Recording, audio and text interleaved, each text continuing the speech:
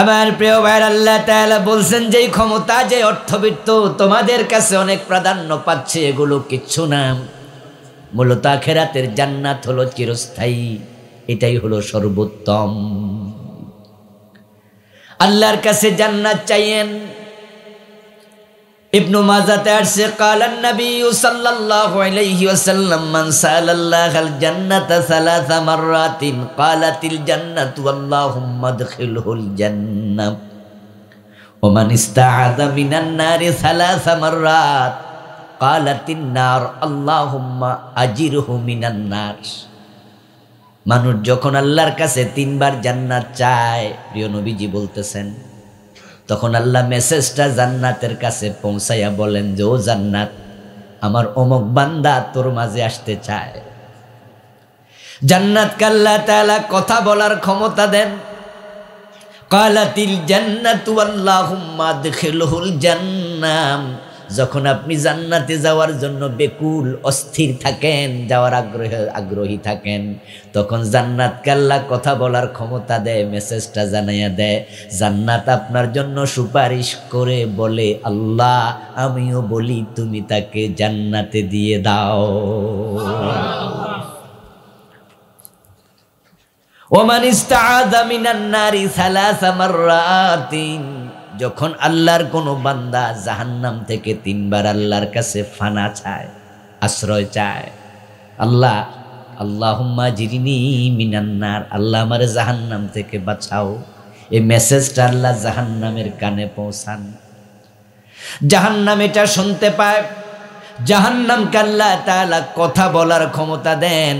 তখন জাহান্নাম আপনার জন্য আল্লাহর কাছে সুপারিশ করে বলে, আল্লাহুম্মা, ও আল্লাহ, আজিরহু মিনান নার, আমি জাহান্নামও বলি তাকে জাহান্নাম থেকে মুক্তি দিয়ে দাও।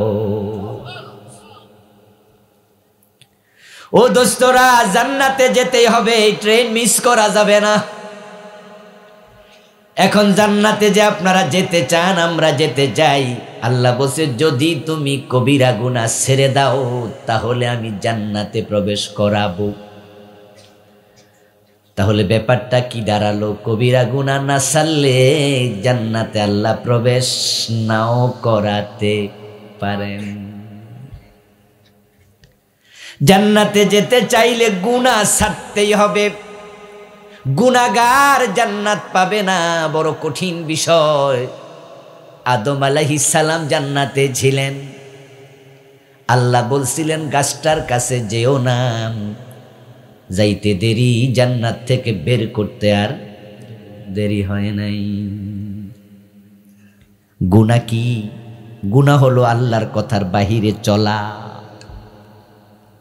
আল্লাহ যা বলেন সেটা না করা, এটার নামই হলো গুনাহ, এটাই অপরাধ।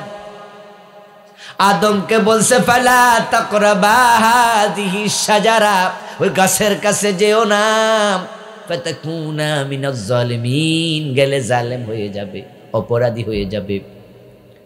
ফাদাল্লাহুমা বিগুরুর, তাদের দুইজনকে শয়তান ধোঁকা দিয়া দিছে।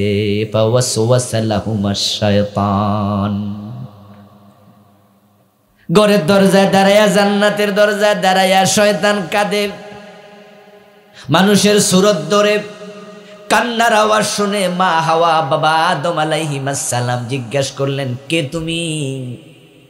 বলেন, ইন্নী লাকুমা লামিনান নাসিহিন, আমি তোমাদের হিতাকাঙ্ক্ষী একজন ব্যক্তি, আমি তোমাদের বড় কল্যাণকামী।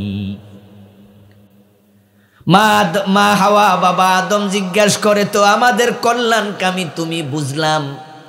বাবা আদমের প্রশ্ন, মা হাওয়ার প্রশ্ন, কিন্তু কাঁদো কেন?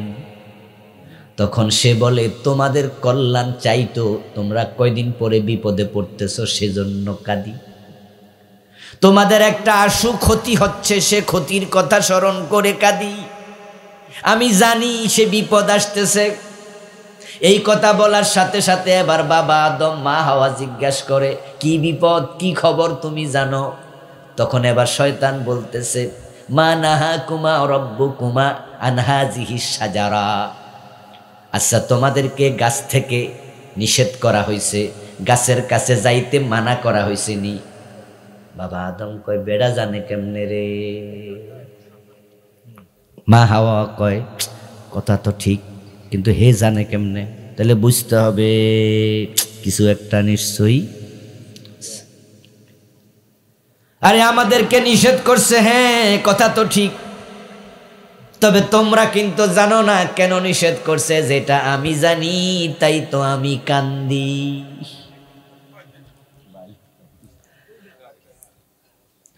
সে আল্লাহর কসম করে বলতেছে আমি তোমাদের কল্যাণকে আমি জানি, এজন্য আমি কাঁদতেছি। ওয়াকাসামাহুমা ইন্নী লাকুমা লামিনান নাসিহিন, কসম কইরা বিশ্বাস করাইতাছে। ধোঁকা দিছে শয়তানে, জান্নাত থেকে বের করার পিছনে তার হাত আছে। এবার আপনাদের বলতে হবে আমাদের পিছনে শয়তান আছে না নাই? তাই বিষয়গুলো খুব মনে রাখেন, বুঝছেন আল্লাহ এগুলো কেন কয়। কাহিনী শোনাচ্ছি না, আল্লাহ কাহিনী শোনায় না, কিন্তু কাহিনী আছে, কাহিনীর মাঝে আমাদের জন্য নিশ্চয়ই শিক্ষণীয়। আমি জানি ইল্লাং তাকুনা মালাকাইন আও তাকুনা মিনাল খালিদিন। শয়তান বলতেছে ওই গাছের কাছে যদি তোমরা যাও তাহলে তোমরা দুজন ফেরেশতা হয়ে যেতে পারবা, আও তাকুনা মিনাল খালিদিন, অথবা তোমরা জান্নাতে চিরকাল থেকে যেতে পারবা। আল্লাহ চায় না তোমাদের জান্নাতে চিরকাল থাকা, আল্লাহ চায় না তোমরা ফেরেশতা হয়ে যাও, তাই আল্লাহ মানা করছে। হে আদম হাওয়া কয় তাহলে তাড়াতাড়ি গাছের কাছে চলো, আমরা যেন জান্নাত থেকে বের হওয়া না লাগে। ফালাম্মা যাকাশ শাজারা বাদাত লাহুমা সাওআতুহুমা, গাছের কাছে যাইয়া গাছের ফল খাওয়া শুরু করছে, সাথে সাথে জান্নাতের কাপড় খুলে মাটিতে পড়ে গেছে। আদম এবং হাওয়া আলাইহিস সালামকে জান্নাতে দিছে কে? জোরে বলতে হবে কে? জান্নাতের পোশাক দিছে কে? ওই গাছের কাছে যাওয়ার পরে, গাছের ফল খাওয়ার পরে পোশাক খুলে নিছে কে? তাফাকা ইয়াকসিফানি আলাইহিমা মিন ওয়ারাকিল জান্নাহ। এখন লজ্জাস্থান ঢাকার জন্য দুইজন জান্নাতের গাছের পাতা ছিঁড়ে ছিঁড়ে গায়ে লাগাইতেছে, কারণ জান্নাতের কাপড় গায়ে নেই। অপরাধ করছে কয়টা? কথা বলে না ভাইয়েরা, বলতে হবে তো। কয়টা অপরাধ করছে? আল্লাহর কয়টা আইন মানে নাই? জান্নাতের পোশাক গায়ে আছে না খুলে গেছে? এরপরে আল্লাহ আবার জান্নাত থেকে বের করে কয় দুনিয়ায় চলে যাও। জান্নাতেও তাদেরকে আর রাখেন নাই। এই কাহিনীগুলো আল্লাহ কোরআনের মাধ্যমে আমাদের শোনাচ্ছে। এই কাহিনী আল্লাহ না শোনালে আমরা জানতামও না। আমরা কি সেখানে ছিলাম নাকি? তো আল্লাহ কেন শোনায়? আমাদের মা আমাদের বাবা আল্লাহর কথা শুনলো না, গায়ে কাপড় নাই, তারপরে দুনিয়ায় পাঠাইয়া দিছে। এগুলো বলে আল্লাহ কি আদম হাওয়ার বদনামি করে? মোটেও নয়, মোটেও নয়। আল্লাহ আমাদের বুঝান, আমার একটা কথা শুনে নাই, আমি জান্নাতে থাকতে দেই নাই। আর তোমরা চুরি করো, ডাকাতি করো, সুদ খাও, ঘোষ খাও, হারাম খাও, ওজনে কম দেও, মালে বেজাল দেও, গীবত করো, মিথ্যা বলো, এত গুনাহ কইরা জান্নাতে আসার স্বপ্ন দেখো কেমনে?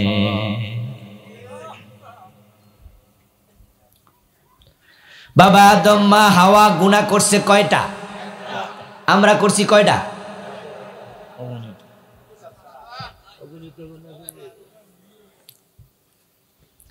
বাবা আদম মা হাওয়া গুনাহ করার পরে চুপ ছিলেন না, তওবা করছেন। আর আমাদের তওবার কি খবর? আমরা কই যে পরে করমু, আরো কয়দিন খাইয়া লই, ঠিক না? কই যে হজ করেন না কেন? হজ তো ফরজ হয়েছে। কয় সরকারি চাকরি করি তো চাকরির মাঝে কিছু ঝামেলা টামেলা মাঝে মাঝে, এই জন্য হজ কইরা হজ দূরে রাখতে পারমুনি ভাবতাছে। মানে বুঝাইতে চাই হজ কইরাও যদি গোঁসে খাই তো হজ কইরা লাভটা কি? এই জন্য আরো কয় বছর খাইয়া লই, একবারে হজ কইরা। তাই অবসরে যাইয়া হজ করে, রিটায়ারমেন্টে যাইয়া হজ করে, 3-4 বছর আরো খাইয়া লইতেছে। তারপরে কাবা শরীফে যাইয়া গিলাপ জড়াইয়া ধইরা আল্লাহ আমি আইয়া গেছি, লাব্বাইক লাব্বাইক, আল্লাহ তোমার গোলাম হাজির, ও আল্লাহ মাফ কইরা দেওয়ার গোশ খামু না। আল্লাহর সে আজিম থেকে ডাক দিয়া কয় তোরে গোশ এখন দে কেডা? তো চাকরি আসেনি। আচ্ছা চাকরি যখন শেষ হইয়া যায় গোশ কেউ দেয়নি, আর তো আপনি যে কইছেন আর খামু না, আল্লাহরে কি সোজা পাইছেন? মানে আল্লাহরে আপনি একটা বুঝ দিয়ে দিলেন, আর আল্লাহ ওই বুঝলই আপনারে মাফ করে দিব। আল্লাহ কি এত সোজা? আপনি এত বুদ্ধিমান? তাওবা শব্দের অর্থ কি জানেন? তাওবা অর্থ হলো ফিরে আসা। তাওবা অর্থ কি? তাওবা অর্থ হলো আন-নাদামা, লজ্জিত হওয়া, লজ্জিত হয়ে ফিরে আসা, হিয়ার রুজু। তো ফিরে আসা। এখন আপনি যে বলছেন গোশ আর খামু না, গোশ থেকে ফিরে আইলাম, তো আপনারা কে গোশ দেয়? তোরা কি করলেন? এক রিক্সাওয়ালা আর রিক্সাওয়ালার সাথে গল্প করতে গিয়ে কইতেছে, কই যে আমার বউ তো ইলিশ মাছ খায় না। কই কি রে কস, বাংলাদেশে জাতীয় মাছ ইলিশ, এত দামি মাছ ইলিশ খায় না কেন? খাইবো কেমনে? পায় না। কারণ যে ইলিশের দাম আমি কিনতে পারি, এই জন্য হে শুরুতে কি কইছে হের বউ ইলিশ মাছ, পরে কইছে খাইবো কেমনে? পায় না। এখন আপনি যে গোশ খান না, আল্লাহ কি বোঝে না যে আপনি এখন গোশ? সুদে টাকা লাগাইয়া হজে চলে যায়, আল্লাহর এমন বান্দাও আছে না নাই? অলরেডি সুদে টাকা লাগানো আছে। আজকের মাহফিল আইছে, এমন লোক আসেনি? কিছুক্ষণ আগে জিগাইছিলাম বেহেশতে যাইবেননি, কি কইছিল? রামু মানি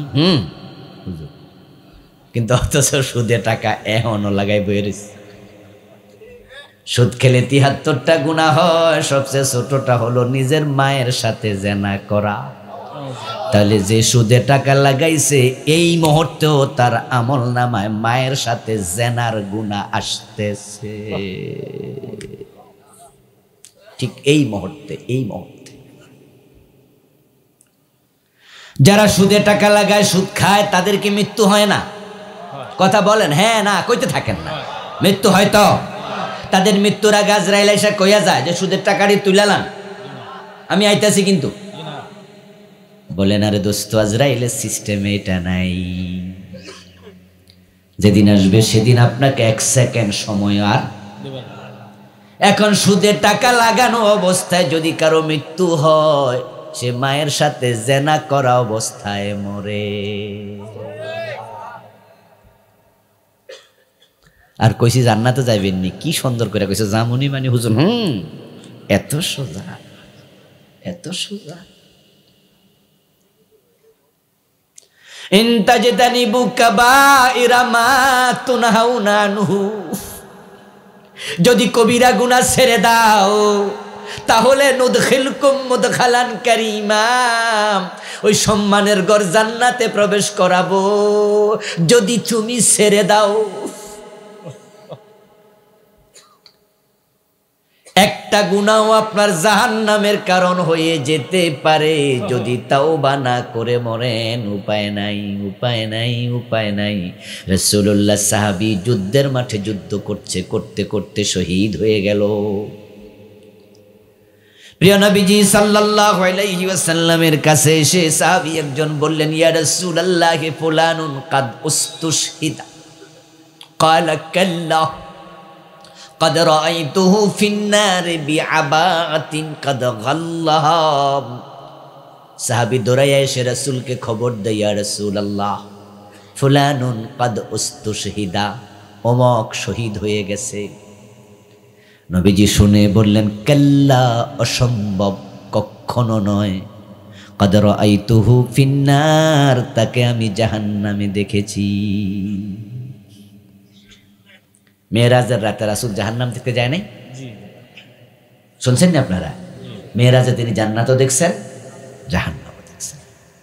মালাকুত দেখেছেন, জাবারুত দেখেছেন, লৌহে আপনার সিদরাতুল মুনতাহা দেখেছেন, শরীফ আকলাম দেখেছেন, আকাশ সফর করেছেন। নবীজি বলে কাদ রাআইতুহু ফিন্নার, আমি তাকে জাহান্নামে দেখেছি। যার কথা তুমি বললা তাকে তো রাসূল চিনেন, ও বলে শহীদ হইছে। শহীদরা কি জান্নাতি না জাহান্নামী? শহীদরা হয় জান্নাতি। তাই রাসূল বলছেন না, এর মানে সে শহীদ না, তাকে আমি জাহান্নামে দেখেছি। কেন জাহান্নামে দেখেছেন? এবার রাসূল বক্তৃতা দিচ্ছেন, ব্যাখ্যা করছেন। বিআবাতিন কদ গাল্লাহা, কারণ সে যুদ্ধের মাল থেকে, গনিমত থেকে একটা চাদর চুরি করেছিল, ওটা থেকে তাওবা করে নাই, তার শাহাদাত আল্লাহ কবুল করেন নাই।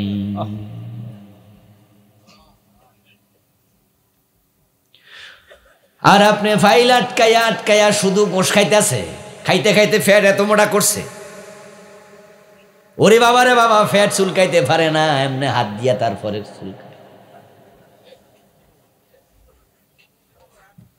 কোটি কোটি টাকা ঘুষ খায় এমন লোক আছে না নাই? দেশের টাকা বিদেশ পাঠায়, বাড়ি বানায়, গাড়ি করে।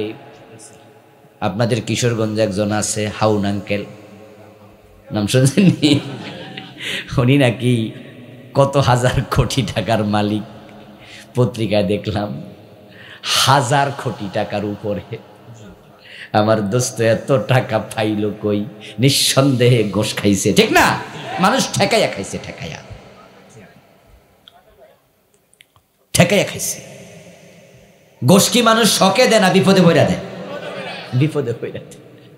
হারাম খায়, ওজনে কম দে, মালে ভেজাল দে, মানুষ ঠকাইয়া খাইছেন। পেট বড় করেন, আল্লাহ সব টিপ্পা বাইর করবো।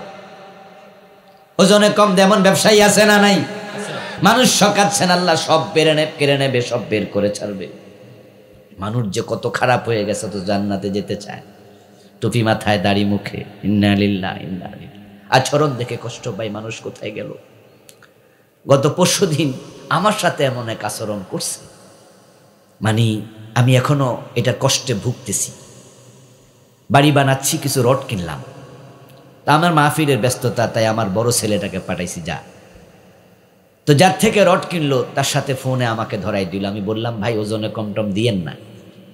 বলে, না হুজুর, কি যে বলেন, আপনি আলেম মানুষ, হুজুর আপনারও তো আমি চিনি, আপনার ওয়াজও শুনি, আর আপনি মানুষকে এলেম দেন, হুজুর গান দেন, আপনারও কম দেবো হুজুর, বলেন কি? আমি বললাম যে ভাই বুঝি সব, এরপরও বললাম আর কি, আপনি কম টম দিয়েন না আর কি। বলো, হুজুর যদি কম দেয় আখেরাতে দেয়া লাগবো না? আমি বুঝি না, হেরো আর শুই না তো আমি কাইত, যে মাশাআল্লাহ ভালোই তো, ভালো মানুষ, ঠিক আছে, কিন্তু কম যদি হয় তাহলে আমার বাড়ির পাশে আমি মাপার স্কেল আছে, আপনিও স্কেল দিয়ে মাইপা দিয়েন, আমার বাড়ির পাশে আসলে আমি স্কেল দিয়ে আবার মাপবো।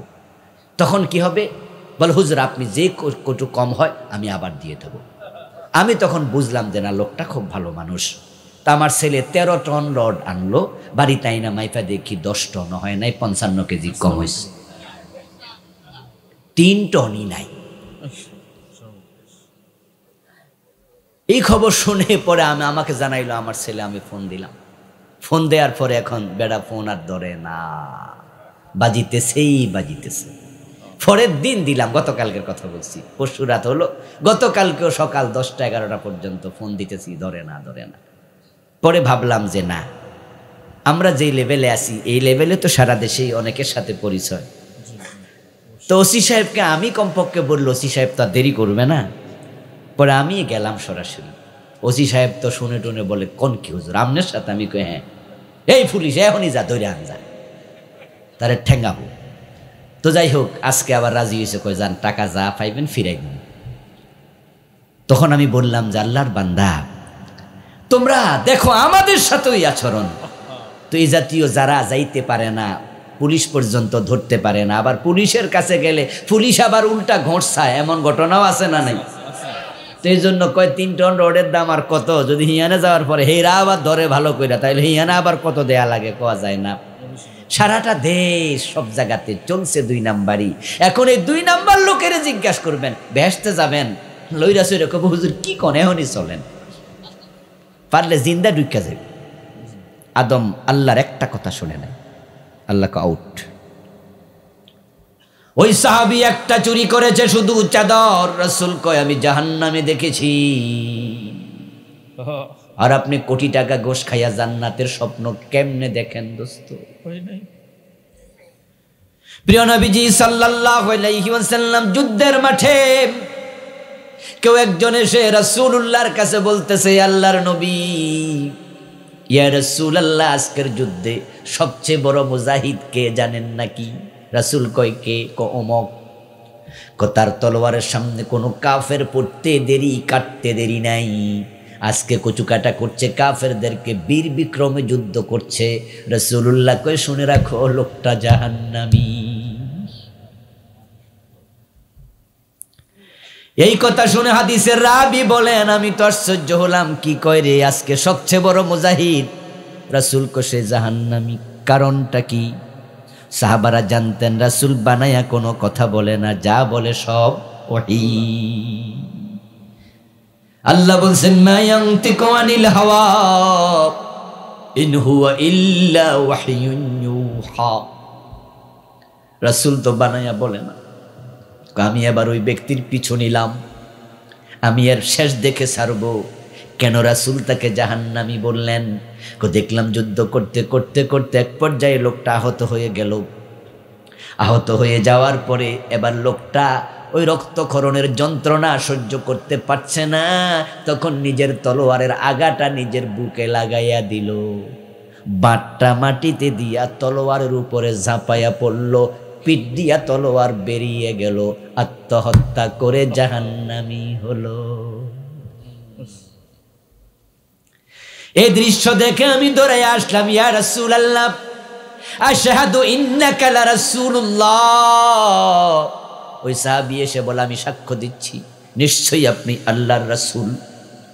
এই কথা বলার সাথে সাথে আল্লাহর হাবিব বলতেছে, কি মিয়া, তুমি তো কালেমা আগে পড়ে মুসলমান হইছো, এখন নতুন করে এই কথা কেন বলো?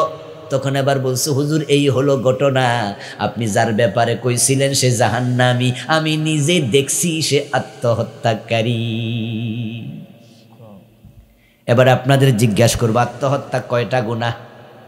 10, 20, 30টা না একটা? বলেন না ভাই, কয়টা? আমাদের আমল নামায় গুনাহ আসেনি? 1, 2টা। তো বেটা একটা কইরা যদি দোজখী হয়, আমরার খবর কি?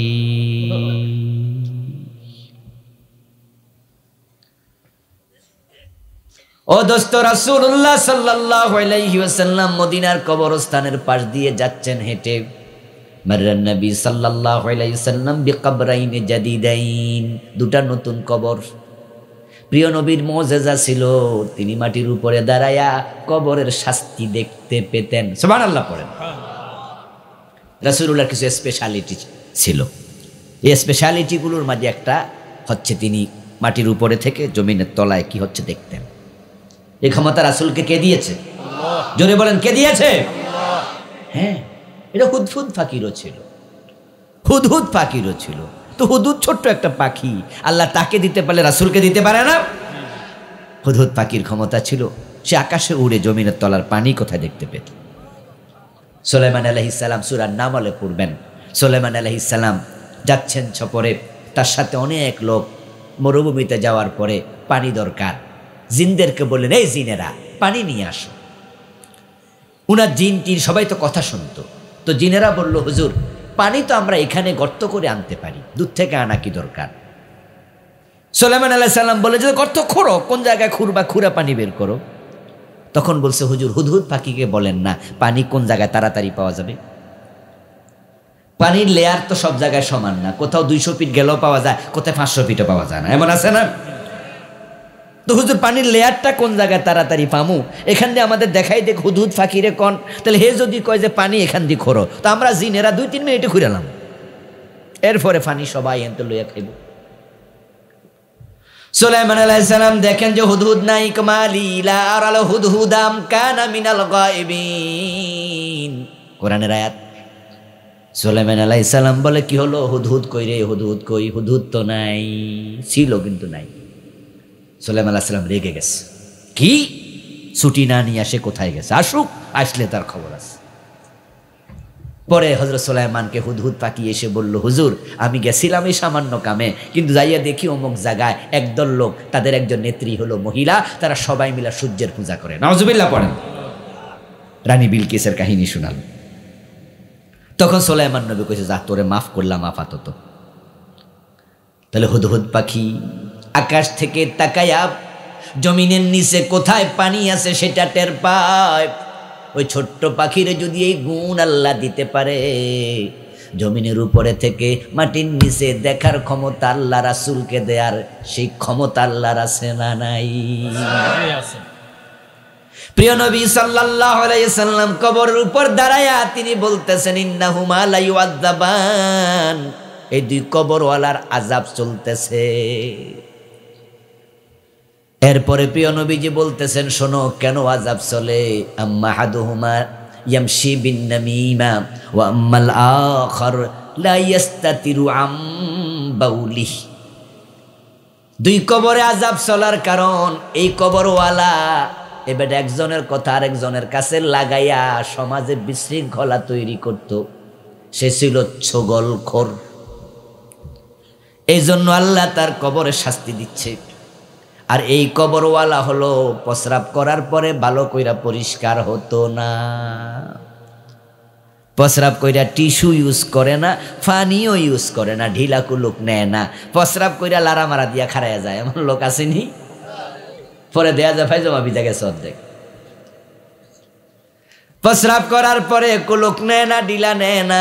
রাসূল বলতেছেন সে লোকটা প্রস্রাব করার পরে পবিত্র হতো না, তাই কবরে শাস্তি। দেখুন দুইজন লোক, দুইজনের দুটি অপরাধের শাস্তি। ঠিক আমরাও মানুষের পেছ লাগানোর জন্য কথা লাগাইয়া দেই, পিছনে পেছনে গীবত শেখায়াত করি। এ জাতীয় চরিত্র যদি আমাদের থাকে, তার কবরে আযাব হলে আপনার খবর কি? এই জন্য কবিরা গুনার ব্যাপারে সতর্ক হবেন, সাবধান হবেন। ও আজ যতটুকু শুনাইলাম ভয় পাওয়াইয়া দিছি, আমি জানি মনে মনে কইতাছে তা হইলে তো আর বেহেশত, উপায় নাই। তবে দোস্ত শুনুন, আল্লাহ জানে মানুষ কিছু ভুল করে ফেলবে। আদম ভুল করছে, আমরা কি আদমের সন্তান নই? কথা বলে না কেন ভাইয়েরা? আমরা আদমের সন্তান নই।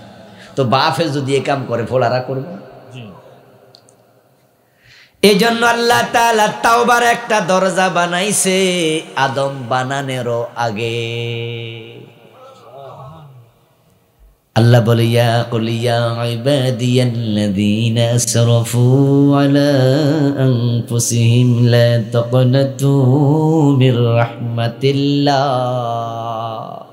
ও গুনাহগার বান্দারা, জানি আমি আল্লাহ তোমরা অনেক গুনাহ করে ফেলেছো, তবে আমার রহমত থেকে হতাশ হইও না। তুবু ইলাল্লাহি তাওবাতান নাসুহা আসা রাব্বুকুম আন ইউকাফফিরা আনকুম সাইয়্যাতিকুম। আল্লাহ বলছে, আমার বান্দারা তাওবা করো, তাওবা করলে যত গুনাহ আছে সব আমি একসাথে ক্ষমা করে দেব।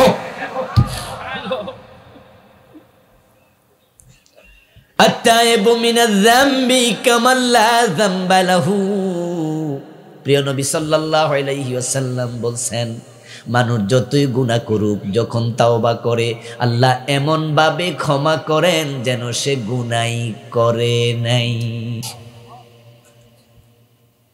হতাশ হবেন না, তাওবাকারী হন, ফিরে আসেন, আল্লাহকে স্মরণ করুন, অপরাধগুলো ছেড়ে দেন, ভালো কাজ করুন। কিছু কিছু ভালো কাজ আছে, সামাজিক কাজ, পরোপকার, বাবা বার খেদমত, আল্লাহর দ্বীন কায়েমের চেষ্টা, আল্লাহর পথে জিহাদ, মুজাহাদা, তাহাজ্জুদ, জিকির, আজকার, কোরআন তেলাওয়াত। আপনার ভালো কিছু আমল আছে যেগুলো আল্লাহ পছন্দ করে ফেলতে পারে। আল্লাহকে বারবার বলবেন যে আল্লাহ আমি গুনাহগার, মাফ করো। আল্লাহ আমার এই আমলটা তুমি কবুল করো। আল্লাহ তোমাকে আমি বড্ড ভালোবাসি। আল্লাহ তোমার দ্বীনের জন্য আমি জীবন দিতে রাজি আছি। এই মনটা ভালো করে ফেলবেন। গুনার পরেও আল্লাহর এমন কিছু বান্দা আছে যাদের অন্তরের দিকে তাকাইয়া আল্লাহ এমন আচরণ করবেন। প্রিয় নবীজি বলেন, হাসরের দিন কিছু আল্লাহর বান্দার অনেক গুনাহ আমল নামায় থাকার পরও আল্লাহ তাদেরকে একান্তে ডেকে হিসাব নেবেন। সব মানুষের সামনে আমল নামার হিসাব নেবেন না, তাদেরকে ডেকে রহমতের একটা চাদর দিয়া আল্লাহ ঘুরে ফেলবেন, অন্যরা তাদেরকে দেখবেই না। নবীজি সাল্লাল্লাহু আলাইহি ওয়াসাল্লাম বলতেছেন রহমতের চাদর দিয়ে ঢেকে তারপর আল্লাহ তাকে এবার বলবে, ও বান্দা অমুক দিন অমুক গুনাহ করছো মনে আসেনি? বলবে হ্যাঁ। অমুক গুনাহ করছো মনে আসেনি? বলবে হ্যাঁ। আল্লাহ গুনাহগুলো স্মরণ করাতে থাকবেন আর আল্লাহর এই বান্দা মনে মনে ভাববে সারছে রে, ধরা তো খাইয়াই গেছি, উপায় নাই। আল্লাহ যে শুধু গুনার কথা মনে করাচ্ছে, সে মনে করবে সে ধ্বংস হয়ে গেছে, জাহান্নামী হয়ে গেছে। তখন আল্লাহ তাকে বলবেন, বান্দা তোমার এই গুনাহগুলো দুনিয়ায় গোপন রেখেছিলাম, আজকেও গোপনে ক্ষমা করে দিলাম।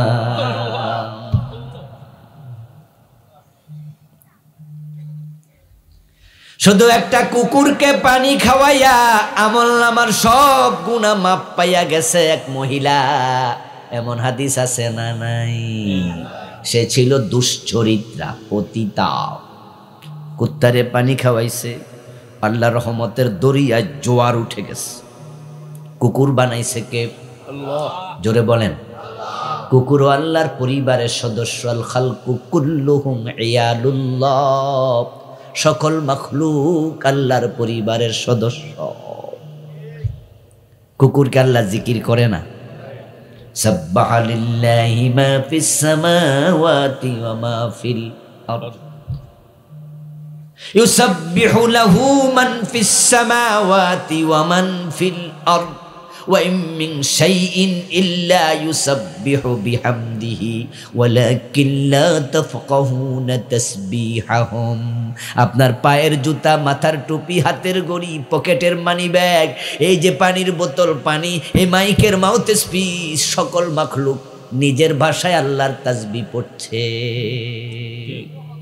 তাদের সকলের তাসবিহ বুঝার ক্ষমতা আমাদের নাই। কুকুর আল্লাহর পরিবারের সদস্য, তাকে পানি খাওয়াইছে দেখা আল্লাহর অন্তরে রহমতের জোয়ার উঠে গেছে। আল্লাহ বলতেছে, মহিলা যদি পতিতা হইয়াও একটা কুত্তারে পানি খাওয়াইয়া বাঁচাইয়া দিতে পারে, আমি তাকে জাহান্নাম থেকে কেন বাঁচাতে পারবো না? যাও, আমিও তারে মাফ করে দিলাম। প্রিয় নবীজি সাল্লাল্লাহু আলাইহি ওয়াসাল্লাম মেরাজের রাতে জান্নাতে ঢুকলেন। জান্নাত পরিদর্শন করতে গিয়ে দেখেন এক ব্যক্তি, তিনি যেখানে যান সেখানে তার দেখা পান। জান্নাতুল ফেরদাউস গিয়া দেখে বেড়া আটতাছে, জান্নাতুল নাইম দেখে হেয়ানো আড়ে, জারুল খুলদে দেখে সেখানেও হাঁটে। জিবরিল আমিনকে বললেন, বুঝলাম না, পুরা জান্নাত আটটাই তার জন্য খোলা। এই লোকটা কি আমল করলো আমার জানার শখ, তুমি জানলে একটু বলো। এমন কি নেক আমল করেছে আল্লাহ জান্নাতের সকল দরজা খুলে দিছে। জিবরিল আমিন বললেন, ইয়া রাসূলুল্লাহ, দাখালাল জান্নাতা বিশাজারাতিন কাতাআহা আন যাহরিত তারিকি তুযিন নাস, রাওয়াহুল বুখারী। প্রিয় নবীজিকে জিবরিল আমিন বলতেছে, হুজুর তার আমলনামা আমি দেখছি।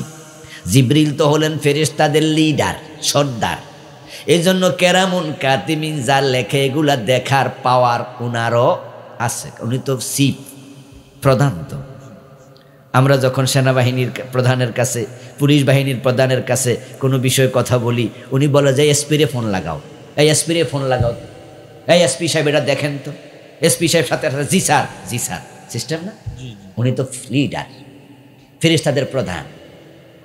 উনি বলছি, ইয়া রাসূলুল্লাহ, এই লোকটা জান্নাতে আসছে, আমলনামা দেখছি গাইটা। আমলনামার মাঝে একটা ভালো কাম, সেটা হচ্ছে রাস্তায় চলাচলের পথে লোকজন একটা গাছে ধাক্কা খাইয়া ব্যথা পাইতো। এটা রাস্তার মোড়ে ছিল। রাতের বেলায় অন্ধকারে ফতিক চলতে হোঁচট খাইতো। বড় মোটা গাছ ছিল। এই লোকটা সিদ্ধান্ত নিল এই গাছটা কেটে রাস্তাটাকে ক্লিয়ার করে দেই। সে এই কাজটা করছে, আল্লাহ পুরা জান্নাতের রাস্তা ক্লিয়ার করে দিছে।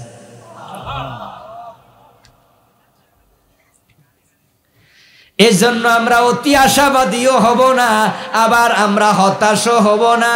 ওমর ফারুক বলতেন, আল ঈমানু বাইনাল খাউফি ওয়ার রাজা, ঈমান হলো আশা এবং ভয় দুটার মাঝখানে। কিন্তু বাংলাদেশের লোকেরা আশাই বেশি করে। এই জন্য রহমান রহিম এই নামগুলো এত বেশি মুখস্থ করছে, শুনছে। আল্লাহ যে আবার কাহার, এটা অনেকে ভুলেই গেছে। যদি আল্লাহর কাহার নাম মানুষ না ভুলতো, গত 15 বছরে ইসলাম ওয়ালাদের উপরে জালেমরা এত জুলুম করতো না। আল্লাহ যে কাহার, জব্বার, আজিজুন যুনতিকাম, এই নামগুলো মানুষ ভুলে গেছে। কিন্তু আল্লাহ তাআলা বলেন যে না, আমি রহমান যেমন কাহার তেমন। যখন রহমত দেই 100 খুন করছে এমন লোকেরও আল্লাহ জান্নাত দিছে, হাদিস আছে না? আবার শুধু ওই যে একটা মাল চুরি করছে চাদর, এর শাহাদাতও কবুল করেন, জাহান্নামে দিয়ে দিছে।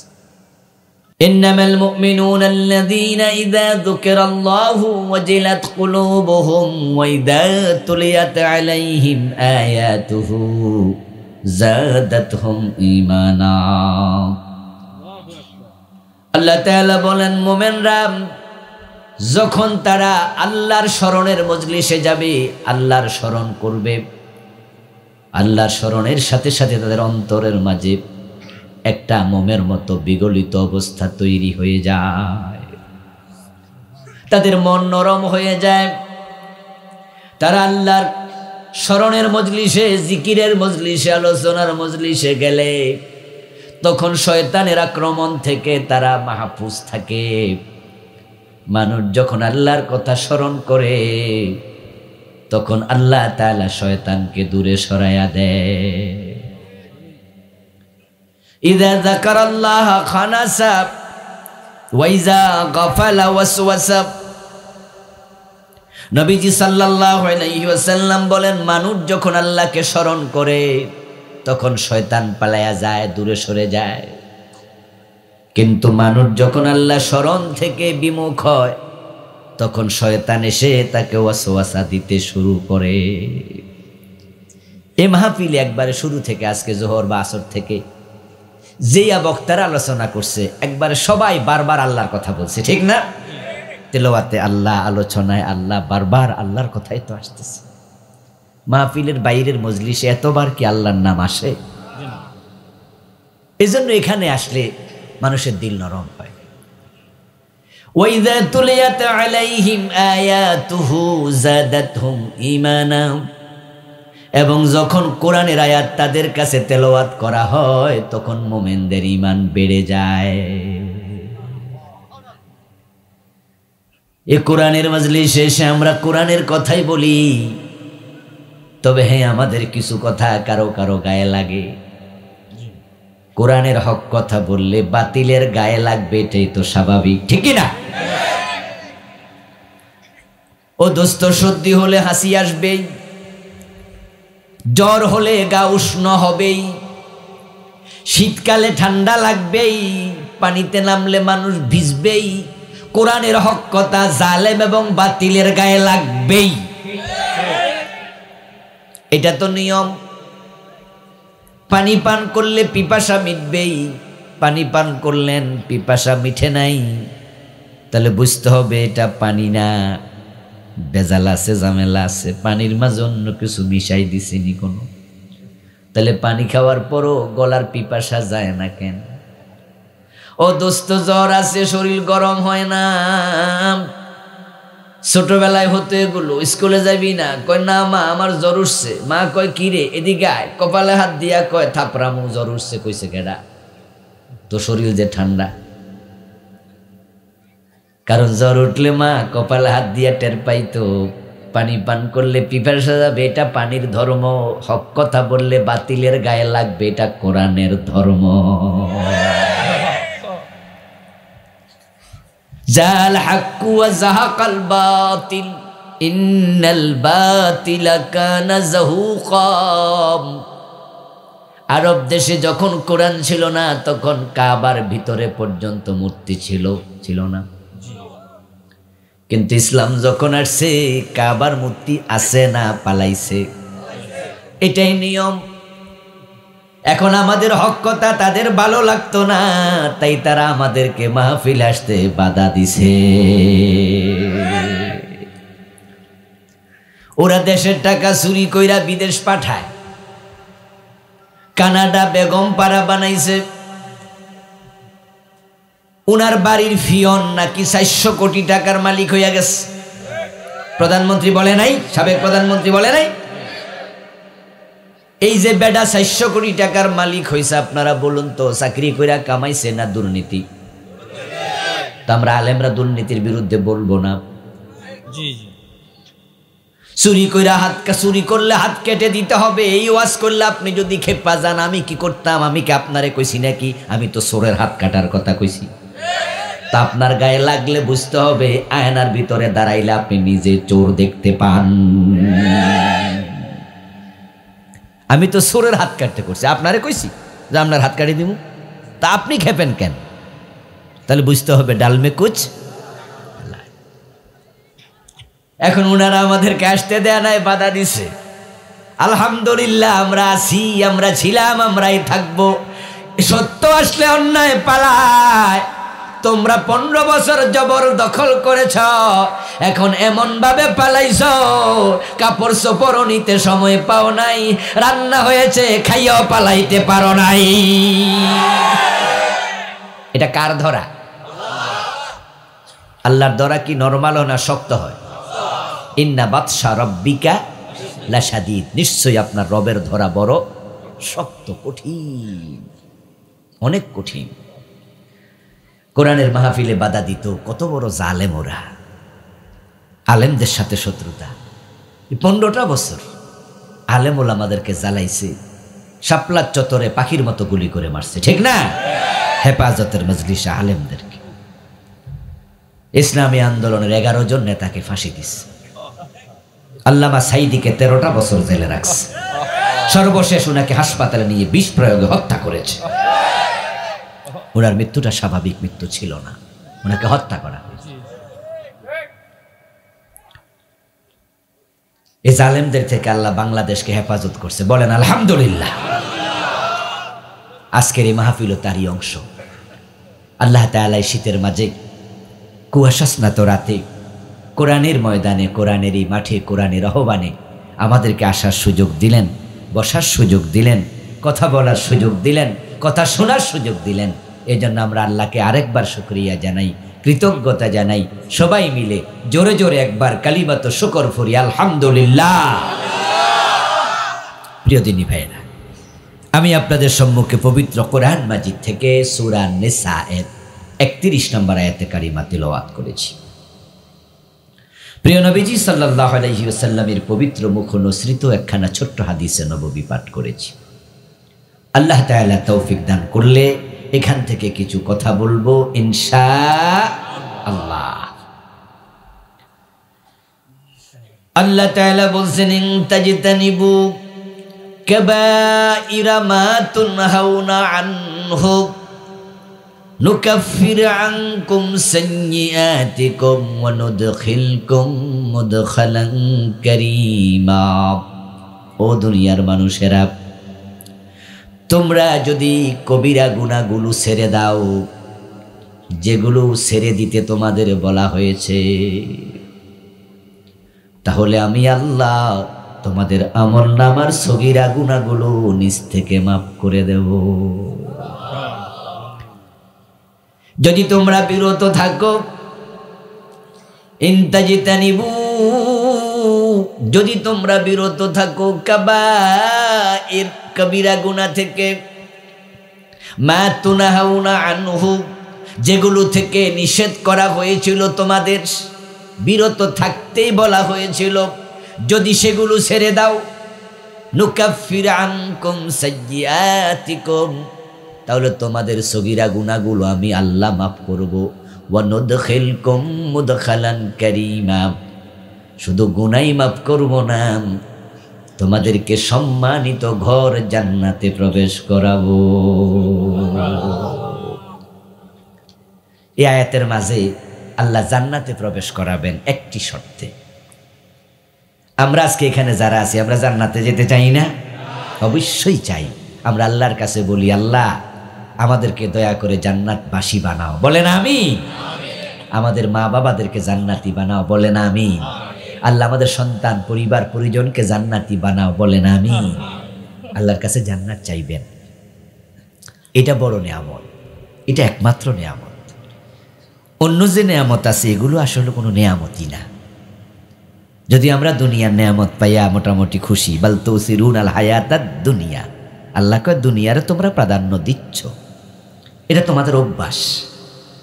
ওয়াল আখিরাতু খাইর, অথচ আখিরাত হলো সেরা, ও আবকা, সেটাই চিরস্থায়ী। যে যৌবনকে আমরা খুবই দামি মনে করি, সে যৌবনও কিন্তু এক সময় শেষ হয়ে যাবে। যে টাকা পয়সা পাইলে আমরা খুশি হই, আনন্দিত হই, মরার পরে সে টাকা এক আনাও সাথে যায় না।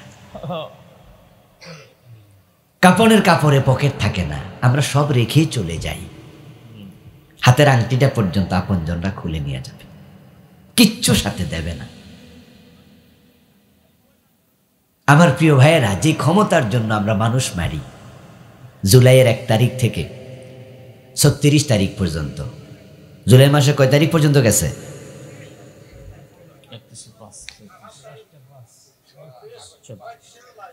36 জুলাই। 35 জুলাই পর্যন্ত দেশে অগাস্ট মাস কত ছিল? অগাস্ট 5, জুলাই ছিল কি 30 না 31? 5 আর 31 কত হয়? এই জন্য এবার জুলাই মাসকে টাইনা ধাক্কাইয়া যুবকেরা 36 পর্যন্ত টানাইছে। এটার নাম দিছে 36 জুলাই। এই জুলাইয়ের 36 দিন ছাত্ররা আন্দোলন করলো, আর একদল লোক ক্ষমতা থাকার জন্য 2000-এর উপরে ছাত্রের বুকে গুলি চালালো। আমার বন্ধু, যেই ক্ষমতার জন্য আমরা পাগল হয়ে যাই, এই ক্ষমতাও তো আজ আছে কাল নাই। ঠিক না, ঠিক না, ঠিক না? আরে এই ক্ষমতা কর্ফুরের মতো। কর্ফুর চিনেননি আপনারা? নেপথনের গোড়া চিনেন? এই এলাকায় কি করে? ঠিক আছে, ঠিক আছে। এগুলো যখন আমরা কোনো জায়গায় রাখি, তা সুগন্ধ হয় না? 2 মাস পরে থাকে, কমতে কমতে কমতে কমতে এক পর্যায়ে এটা হাওয়ায় মিশে যায়। কর্ফুরের মতো ক্ষমতা। ওরে বাবা রে বাবা, কি বলছে? 2041 জানেন তো আপনারা? ভীষণ 20 মানে 2041, এখন চলে কত? 2025, মানে আরো 15 বছর, 16 বছর। ওরে বাবা রে, কয় যে 15 বছর ছিলাম, আরো 15 বছর থাকবো, এরপরে আর একটা ঘোষণা করবো, প্রয়োজনে 3000 সন পর্যন্ত, মানে সরবে না। বলছে কি, নেতা তো বললোই কিসের আন্দোলন, এবছর না ওই বছর, মানুষ বাঁচে কয় বছর। ওনার ডায়লগ মনে আছে না নাই? 2041। কিন্তু আল্লাহ কয় জিনা, ক্ষমতা অস্থায়ী। যে দুনিয়াকে তোমরা প্রাধান্য দিচ্ছ, এটা একেবারে অস্থায়ী, কিচ্ছু না। আল্লাহু আকবার, আল্লাহু আকবার। রান্না করা খাবার পর্যন্ত খাইয়া যেতে পারে না, ঠিক না? রান্না কেডা আর খাইলো কেডা? পোলাপান খাইয়া খাইয়া আবার দেখায় ফেসবুকে খাইতেছি রে। বড় বড় মাছ বাইর করছে, ঠিক না? ফ্রিজ থেকে বাইর করে কান্দ লইয়া ছবি তুললে আবার ফেসবুকে দেয়, কেমনে কাটা গা, আবার লবণে ছিটা মারে।